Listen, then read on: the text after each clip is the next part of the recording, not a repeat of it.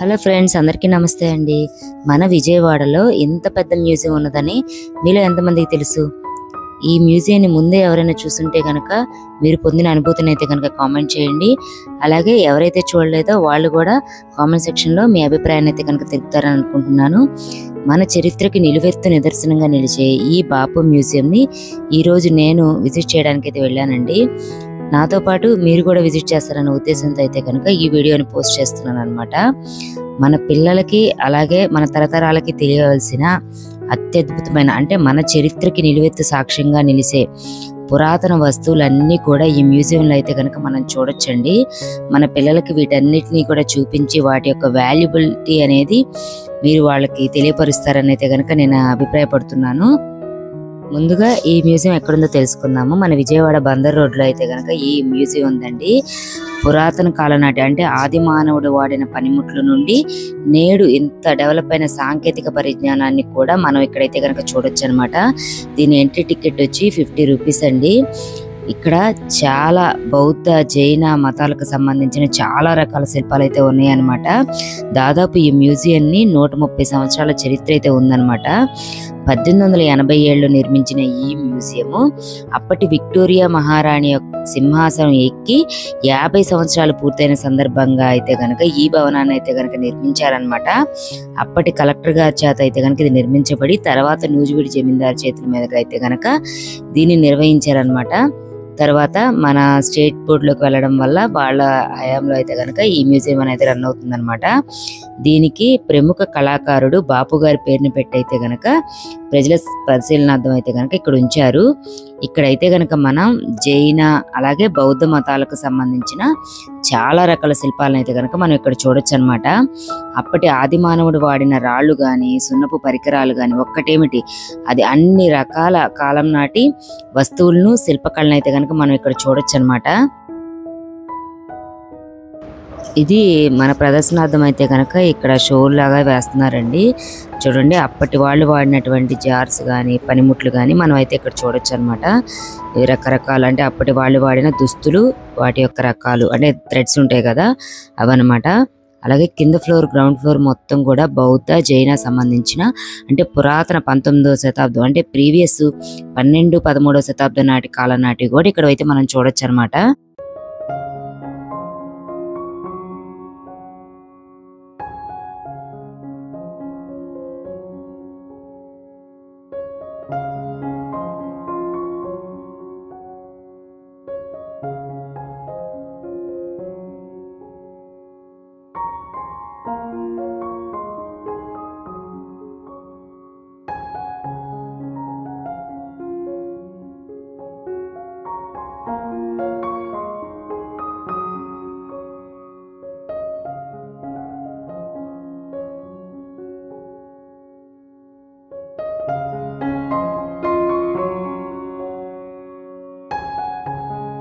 వర్తమాన మహావీరుడు క్రీస్తు శకం 10-11వ శతాబ్దంలోని వారంట. ఆ విగ్రహాన్ని అయితే కనుక మనం ఇక్కడ చూడొచ్చు. చూడండి, కొంచెం కూడా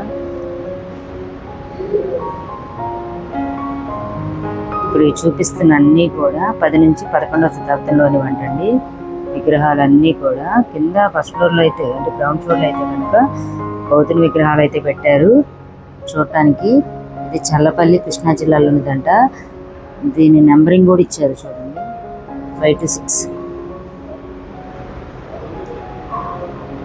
వర్ధమానుడి 5 సూత్రాలంట ఇవి.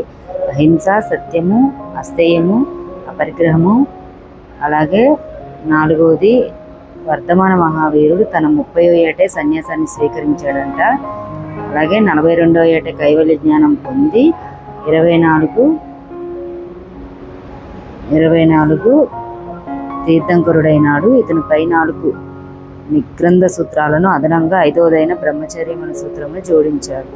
ఈ 5 సూత్రములను పంచవ్రతాలు అని అంటారంట. ఇక్కడ మనమైతే పూర్వం ఆది మానవుడు వినియోగించిన పరికరాల నుండి ఇప్పుడు ఆధునిక మానవుడు వినియోగించే పరికరాల వరకు మొత్తం కూడా ఇక్కడైతే మనం చూడొచ్చు అనమాట. చూడండి, ఈ విధంగా డిస్ప్లేలు అయితే ఏర్పాటు చేశారు. పనిముట్లు అనమాట ఇవన్నీ కూడా. ఈ విధంగా అయితే కనుక మనం చూడొచ్చు. సుమారు 10,000 సంవత్సరాల క్రితం మన వాళ్ళు వాడిన పనిముట్లు అనమాట ఇవన్నీ కూడా. మనం ఆ కాలంలోకి వెళ్ళకపోవచ్చులే, కానీ అక్కడ ఆయుధాలను అయితే కనుక ఆ కాలం నాటి ఆయుధాలను ఇప్పుడైతే కనుక మనం చూడగలుగుతున్నాము ఈ బాపు మ్యూజియం ద్వారా. గ్రౌండ్ ఫ్లోర్లో మొత్తం కూడా బుద్ధుని గురించి అయితే కనుక పెట్టారనమాట. మనం ఏది క్లిక్ చేస్తే, మళ్ళీ బ్యాక్కి వెళ్ళండి ఒకసారి చూడండి, ఇవన్నీ ఉన్నాయి కదా ప్లేసెస్ అన్నీ కూడా. వీటిలో మనం ఏది క్లిక్ చేస్తే దానికి సంబంధించింది అయితే వస్తుంది అనమాట.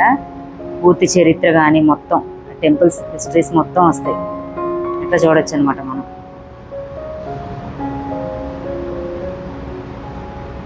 పూర్తిగా కూడా టెక్నాలజీ పరంగా అయితే కనుక బాగా డెవలప్ చేసి ఈ విధంగా అందరికీ తెలిసే విధంగా తెలుగులో అలాగే ఇంగ్లీష్లో రెండిట్లో కూడా మనకి ఇక్కడ చూపిస్తున్నారు చూడండి.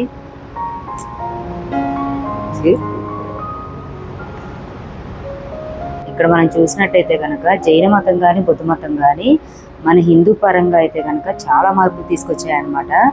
బౌద్ధ మతం కన్నా జైన మతం అనేది చాలా పురాతనమైందనమాట. అవి మన మత సంబంధమైన ఆలోచనలో కానీ వాటిలో కానీ తీవ్రమైన మార్పులను అయితే కనుక తీసుకొచ్చాయంట. ఇక్కడ మనం చూసినట్టయితే కనుక పురాతన విగ్రహాలు అనమాట, మన దేవతా విగ్రహాలను అయితే కనుక మనం ఇక్కడ చూడొచ్చు. చూడండి, ఈయన ఆంజనేయుడు, మనకి 18వ శతాబ్దం నాటి ఆంజనేయ స్వామి అనమాట.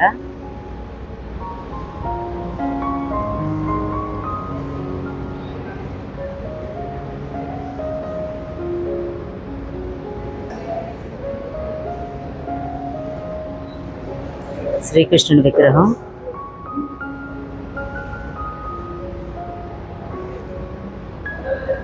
ప్రతి విగ్రహం యొక్క ఆర్కిటెక్చర్ చూసినట్టయితే కనుక చాలా శతాబ్దాల కిందటే కదా. చూడడానికి అయితే చాలా బాగున్నాయి. చూడండి, ఈయన భైరవుడు అనమాట. భైరవుని విగ్రహం కూడా మనం చాలా శివాలయాల్లో వాటిలో చూస్తూ ఉంటాం కదా. ఆ విగ్రహాన్ని అయితే కనుక మనం ఇక్కడ చూడొచ్చు. అట్లాగే ఈయన వీరభద్రుడు అనమాట.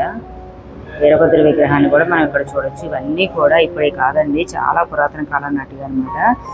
ఇది మనం చూసుకున్నట్టయితే కనుక 12 నుంచి 13వ శతాబ్దం నాటిగా అంటారనమాట. ఇది మొత్తం కూడా గ్రానైట్ రాయి. వీరభద్రుడు కూర్చొని ఉన్నటువంటి భైరవుడు, ఈయన నాగరాజు. ఇవన్నీ పాతకాలం నాటి విగ్రహాలు కాబట్టి కొంచెం విగ్రహాలు అనేది డ్యామేజ్ అయిపోయినాయి అనమాట. కానీ ఆ విగ్రహం యొక్క గొప్పతనం అనేది చాలా గొప్పది కదా, ఎందుకంటే పురాతనమైంది కదా. మన సందర్శనార్థం అయితే కనుక ఇక్కడ పెట్టారనమాట. ఈ బాపు మ్యూజియం అనేది ఇప్పుడు కాదండి, చాలా పురాతన కాలం అయిందనమాట. కానీ ఇది చాలా మందికి తెలియదు అనమాట, ఎందుకంటే ఎక్కువ ప్రాచుర్యంలో లేకపోవడం వల్ల దీని గొప్పతనం గురించి చాలా మందికి తెలియదు అనమాట. అలాగే ఇక్కడ మనం చూసినట్టయితే చూడండి, ఒక టెంపుల్ యొక్క మెయిన్ పిల్లర్స్ ఏ విధంగా అయితే ఉంటాయో వాటిని ఈ విధంగా అయితే చూడొచ్చు అనమాట. మనం చూడడానికి అయితే కనుక చాలా బాగుందన్నమాట.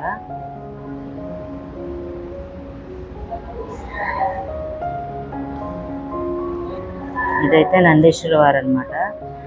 ఫేస్ మొత్తం కూడా డ్యామేజ్ అయిపోయింది పూర్తిగా, అంటే ఆ పార్ట్ మొత్తం కూడా అయిపోయింది అనమాట. అట్లాగే శివలింగాకారం చూడండి, చాలా పురాతనమైన శివలింగం అనమాట. ఇది కూడా 13వ శతాబ్దం అనమాట. ఇక్కడ ఉన్నటువంటి మొత్తం శిల్పాలకు కూడా సుమారు 10 శతాబ్దాల కిందట అయితే కనుక ఇక్కడ చూడొచ్చు అనమాట. మనం అంత పురాతనమైనవి అనమాట.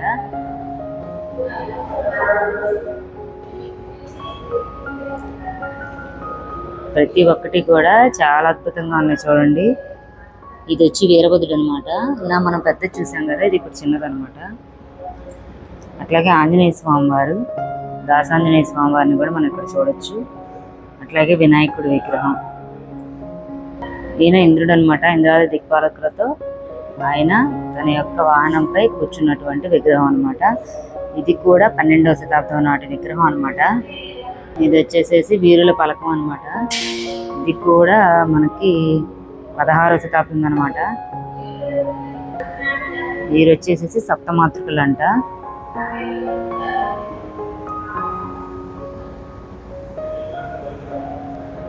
అలాగే సూర్యుడు,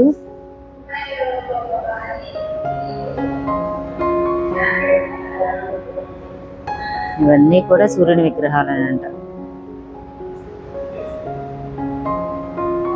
ఒకటో శతాబ్దానికి చెందిందనమాట. అన్ని 12, 13 ఆ కాలం నాటివండి చాలా వరకు కూడా. ఇది 15వ శతాబ్దం నాటి సూర్యుడి విగ్రహం. కొంచెం కలరు డిఫరెంట్గా ఉంది. ఈయన వీరభద్రుడు. వీరభద్రుడు.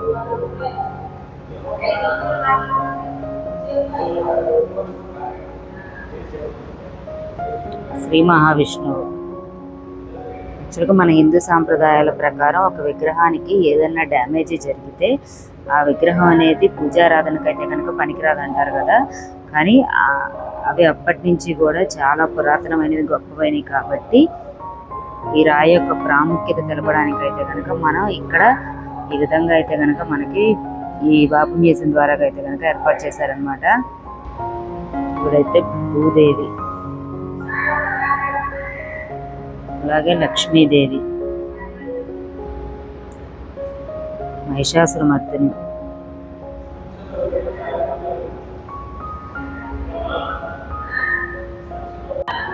ఇప్పుడు మీరు చూస్తున్న ఇవన్నీ కూడా 17 to 18 సంవత్సరం నాటి కాంస్య విగ్రహాలు అన్నమాట.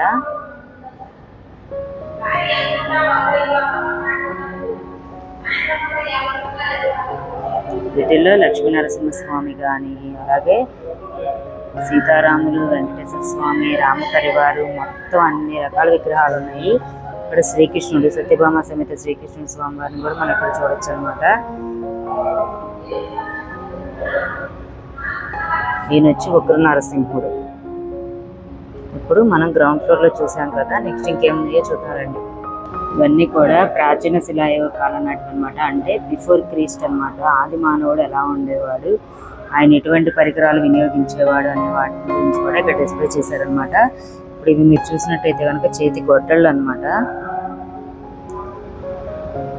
దూపాడు, బొట్లకూడేరు, ప్రకాశం జిల్లా నుంచి తీసుకొచ్చారంట వీటిని. రాతి పనిముట్లు,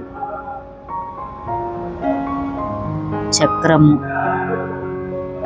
అప్పట్లో ఈ రాటిని ఉపయోగించి నిప్పు కూడా తయారు చేసేవాళ్ళంట, వేటకు వినియోగించేవాళ్ళు.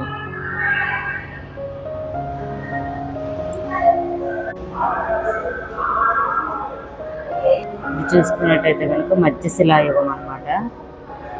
అంటే క్రీస్తుకి బిఫోర్ 3000. టికెట్ తీసుకున్నాను.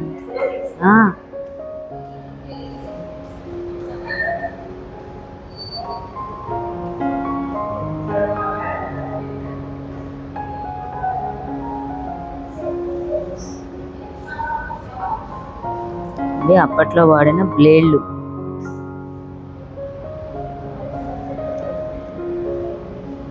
ఇది చూడండి, అప్పటి వాళ్ళు వాడిన శవపేటిక అనమాట.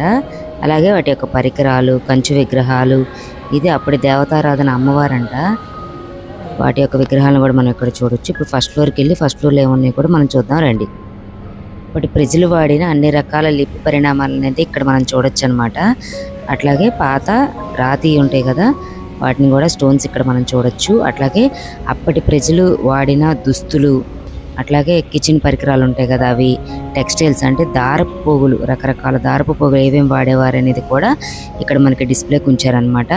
అట్లాగే నాణ్యాలు కూడానండి. అప్పటి ప్రజలు నాణ్యాలు ఉండే కదా, వస్తు మార్పిడి ద్వారా వస్తువులు కొనడం కానీ వాడకడం కానీ అనేది ఉండేది కదా, అవన్నీ కూడా మనం ఫస్ట్ ఫ్లోర్లో అయితే చూడొచ్చు. అప్పటి ప్రజలు వాడిన, రాజులు వాడినటువంటి ఆహారం తినడానికి వినియోగించే పాత్రలు కానీ, వండడానికి వినియోగించే పాత్రలు కానీ అన్నీ కూడా ఇక్కడ డిస్ప్లే చేశారనమాట. ఈ విధంగా మనమైతే చూడొచ్చు. ఈ హార్స్ అనేది భలే అనిపించింది నిజంగా. బాబు దాని మీద కూర్చున్నట్లుగానే ఉందన్నమాట. అలాగే యుద్ధ పరికరాలు అనమాట. అప్పటి యుద్ధానికి వాడే పరికరాలు, పెరంగుల దగ్గర నుంచి కత్తుల వరకు అన్నీ కూడా మనం ఇక్కడైతే చూడొచ్చు అనమాట. ఎక్కడికో వెళ్ళి మనం ఇంత ఆర్కిటెక్చర్ ఉన్నదాన్ని అయితే కనుక మనం చూడలేము. మన విజయవాడలో ఇది దగ్గరలో ఉండడం వల్ల ఈ అవకాశం అయితే కనుక మనకు కలిగిందనమాట. మీరు కూడా తప్పకుండా అయితే కనుక మీ పిల్లలతో వెళ్ళి విజిట్ చేయండి. మన పిల్లలకి వీటి గురించి అన్నీ కూడా తెలిసే విధంగా అయితే కనుక చేయండి అనమాట. ఇది మన విజయవాడలో బందర్ రోడ్లో పక్కనే, రోడ్డు పక్కనే ఉంటుందండి బాపు మ్యూజియం. అంటే మీరు అందరూ తెలిసిన విషయమే కదా. ఇది మన అప్పట్లో వాడిన పిరంగులు అనమాట. పెద్ద పెద్దవి ఉన్నాయి అనమాట ఇక్కడ. అలాగే గన్స్ కూడా మనం ఇక్కడ చూడొచ్చు.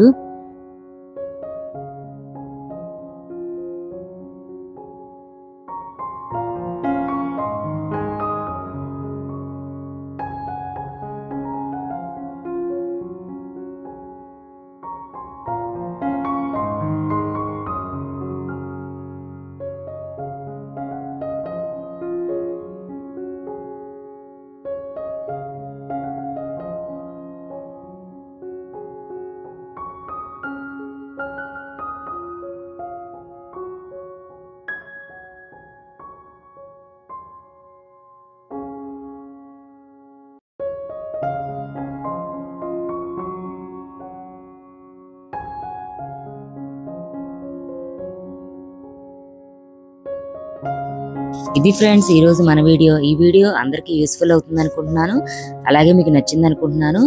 ఈ వీడియో కనుక మీకు నచ్చినట్టయితే కనుక మన వీడియోకి ఒక లైక్ చేయండి.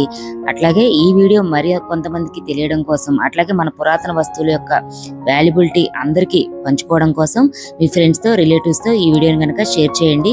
అలాగే మన ఛానల్ ఎవరైతే కొత్తగా చూస్తున్నారో వాళ్ళు మన ఛానల్ సబ్స్క్రైబ్ చేసుకోవడం మాత్రం అస్సలు మిస్ అవ్వకండి. ఇటువంటి మరిన్ని వీడియోస్ కోసం keep watching smart Priya with ma'am.